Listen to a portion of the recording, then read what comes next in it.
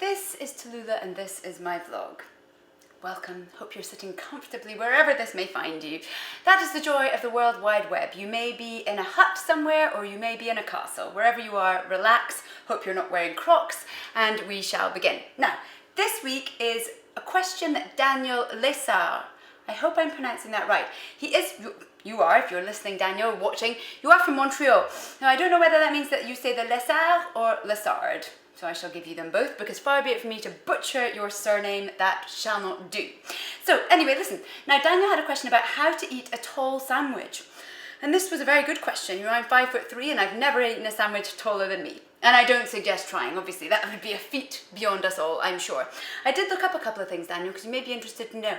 The tallest sandwich ever eaten, and now I have to look down at my notes to make sure I don't mess this up, 50 feet tall.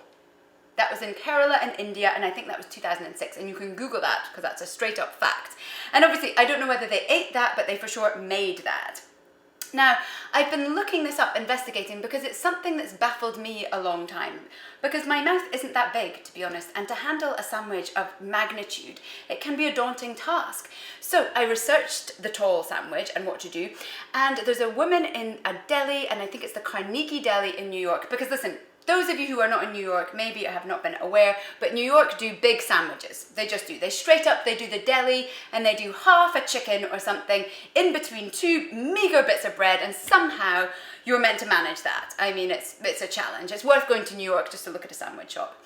Anyway, the woman from Carnegie Deli says that her pastrami sandwiches, listen to this, 16 ounces of pastrami in between two little bits of bread.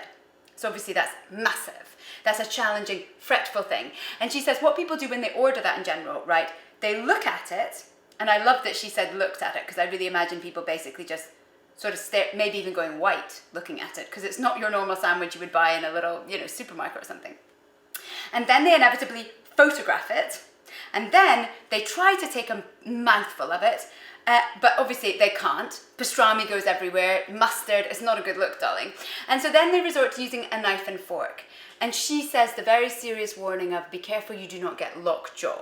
So listen, that's maybe happened to somebody with a pastrami sandwich. So one has to obviously take care. So these are my tips for eating a tall sandwich. First of all, do not be afraid. I mean, any sandwich, a bit like the baguette. If you don't know what I'm talking about, you can look at season 2, episode 4 with the baguette. Do not be afraid of the baguette, and do not be afraid of your sandwich. You have to break down the process into manageable bits. So you don't want to look at it and pass out. That's never a good look. You want to look at it, analyze how you're going to do it, and then proceed with caution. So obviously one needs things to do this. You can't just hack into it like a maniac. You want to make sure you've got your knife and your fork, a napkin, because darling, I mean, I don't know whether you can tell, these are feathers on this. This was no way that I'd be munching into a pastrami sandwich like a maniac. Not without a serious napkin covering this bit. And then your knife and your fork, because obviously stray bits of meat may go awry, and one never likes an awry bit of pastrami on a feathered jumper by any means. So now that is how I would eat my sandwich, and I hope that answers your question. I would also say you're not alone. You are not alone. I'm going to let that sink in. When I said that, I imagined an alien saying that, but obviously I'm not an alien. Neither are you, Daniel, but there may be aliens watching. Let's not get into the whole supernatural thing of it. I've got no time to wonder whether people in space are watching my vlog.